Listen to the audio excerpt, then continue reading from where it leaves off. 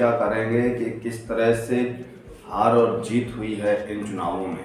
जी हाँ, जिस तरह पूरे देश के अंदर गोदी मीडिया सिर्फ और सिर्फ एक राज्य को जीतने पर पूरा श्रेय प्रधानमंत्री जी को देने का काम कर रही है, देश की जनता को सच्चाई को छिपाने का काम कर रही है।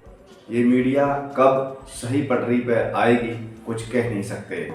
नमस्कार, मैं हूं मुकेश कोरी, आप देख रहे हैं कोली न्यूज। आज चर्चा हो रही है कि देश के अंदर 8 दिसंबर को चुनाव मतगणना हुई थी। जी हाँ, चुनाव आपके 3 राज्यों में हो रहे थे। पहला आपका दिल्ली राज्य के अंदर एमसीडी चुनाव था, दूसरा आपका गुजरात राज्य के अंदर विधानसभा का चुनाव था, तीसरा हिमाचल प्रदेश में भी विधानसभा का चुनाव था। इन 3 राज्यों के अलावा 5 राज्यों में उपचुनाव भी हो रहा था। आपके उत्तर प्रदेश की मैनपुरी लोकसभा, खतौली विधानसभा, रामपुर विधानसभा पर उपचुनाव हो रहा था। उसके बाद राजस्थान के अंदर उपचुनाव था, उसके बाद छत्तीसगढ़ में उपचुनाव था, उड़ीसा में उपचुनाव था, बिहार में उपचुनाव था। जी हाँ, तो इन उपचुनावों में भाजपा को करारी हार मिली है। उत्तर प्रदेश के अंदर मैनपुरी खतौली पर समाजवादी पार्टी जीती है, रामपुर में भाजपा को 1 सीट मिली है। तो बात करते हैं कि जिस तरह से दिल्ली के अंदर एमसीडी चुनावों में भाजपा की बुरी हार हुई है और उस हार को अब वहां के नेताओं ने प्रधानमंत्री जी के चेहरे को वहां से हटा दिया है, जबकि एमसीडी का चुनाव भी प्रधानमंत्री के चेहरे पर लड़ा जा रहा था।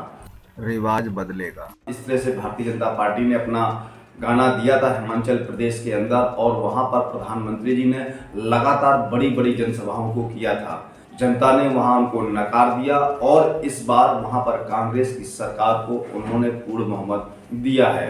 यहां तक इन हारों से गोदी मीडिया के कुछ पत्रकारों के पेटों में दर्द हुए, आंखों से आंसू भी झलक आए। और जैसे ही गुजरात के अंदर भाजपा ने वापसी की है, अच्छी बात है, वहाँ की जनता ने उनको समर्थन किया है, अच्छी बात है। और ये गोदी मीडिया इस तरह से बखान कर रही का पूरा श्रेय वो प्रधानमंत्री जी को दे दिया है। तो क्या ये तय है कि गुजरात के अंदर जो भाजपा के अन्य कार्यकर्ता थे, छोटे स्तर के कार्यकर्ता थे, क्या उन कार्यकर्ताओं का उस जीत में कोई महत्व नहीं है? ये हकीकत गोदी मीडिया उनसे छिपा रही है, उनकी मेहनत को भी वो दबा रही है। अन्य राज्यों में जो उपचुनाव हुए थे उन उपचुनावों में भाजपा की बुरी हार हुई है, उस हार को मीडिया छिपा रही है, देश को सच्चाई नहीं बता रही है। तो कह सकते हैं कि इन हारों से भाजपा की जुगलबंदी खत्म हो रही है, भाजपा का प्रेम देश से खत्म हो रहा है, जनता ने उसको नकारना शुरू कर दिया है। तो आज हम यहाँ मुख्य चर्चा करेंगे कि मैनपुरी की सीट पर जिस तरह से उत्तर प्रदेश की सत्ता हावी थी, लगातार वहाँ सीएम, डिप्टी सीएम अपने दौरे कर रहे थे। मैनपुरी के क्षेत्र में चारों तरफ भाजपा का हा हल्ला दिखाई दे रहा था। इसी रास्ते पर हम लोग चलेंगे और जिस तरीके से मैनपुरी की जनता ने मान सम्मान बढ़ाया है, हम सब लोग मिलकर के मैनपुरी की जनता का मान सम्मान बढ़ाने का काम करेंगे। मैंने अपने भाषणों में और लगातार जनसंपर्क जब हम कर रहे थे कहा था कि देखिएगा कि मैनपुरी की लोकसभा क्षेत्र की जो जनता है वह इतिहास रचने का काम करेंगी और आज इस क्षेत्र ने इतिहास रचा है। और यह जीत जो आज समाजवादी पार्टी ने दर्ज कराई है, का बहुत धन्यवाद देता हूं। ये जीत मैनपुरी के मतदाताओं की जीत है। ये जीत जहां मैनपुरी के मतदाताओं की जीत है, वही नेताजी को सच्ची श्रद्धांजलि देने का भी काम मतदाताओं ने किया है। ये जीत नकारात्मक राजनीति करने वालों के सामने खिलाफ मतदाताओं ने मतदान किया है। ये मैनपुरी की जनता का मैं धन्यवाद देता हूं जो मेल जोल की राजनीति को उन्होंने समर्थन किया है।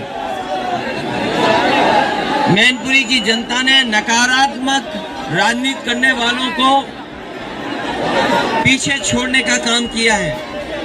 मैं मैनपुरी के एक एक मतदाता जिसने वोट डाल करके नेताजी को श्रद्धांजलि दी है, मैं सभी का धन्यवाद और आभार प्रकट करना चाहता हूं। जहां मैं पार्टी के संगठन के लोगों का, हमारी पार्टी के जो सेक्टर के लोग, जो हमारे बूथ के कार्यकर्ता, जिनके प्रयास और मेहनत से समाजवादी पार्टी को ये ऐतिहासिक जीत हासिल हुई है, मैं अपने पार्टी के रामचंद्र राजभर जी, लालजी वर्मा जी से लेकर के जो वरिष्ठ नेता, चाहे उसमें राम गोविंद चौधरी रहे हों, बलराम यादव जी।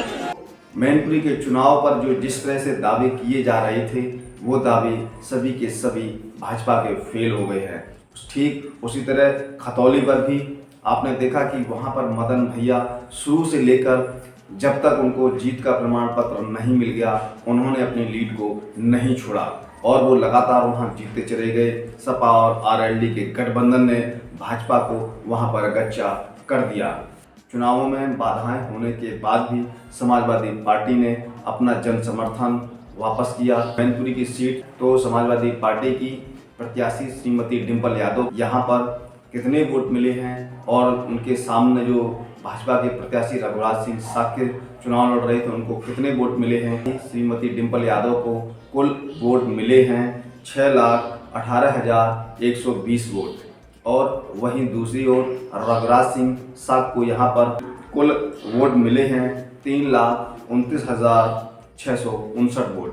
यहाँ पर जो जीत का आंकड़ा जो अंतर रहा है, तो समाजवादी पार्टी की प्रत्याशी ने 2,88,461 वोटों से हरा दिया है, जो उपचुनावों में और मैनपुरी की लोकसभा की सीट का सबसे बड़ा ऐतिहासिक जीत दर्ज हुई है। तो आपने खबर को सुना, आप अपनी यहाँ पर श्रीमती डिंपल यादव जी के प्रति अपना सुझाव जरूर दें। सुझाव देने के साथ खबर को लाइक करें, अधिक से अधिक शेयर करें, जिससे कि ये जानकारी नए लोगों तक पहुंच सके। अभी तक हमारे चैनल को आप लोगों ने सब्सक्राइब ना किया हो तो नीचे जाकर सब्सक्राइब बटन पर क्लिक करें, बेल आइकन को प्रेस करें, जिससे कि हमारी पढ़ने वाली प्रत्येक खबर की नया नोटिफिकेशन आपको प्राप्त होगा। हम फिर मिलेंगे एक नई खबर के साथ, तब तक मुझको इजाज़त दीजिए। जय भारत, जय हिंद।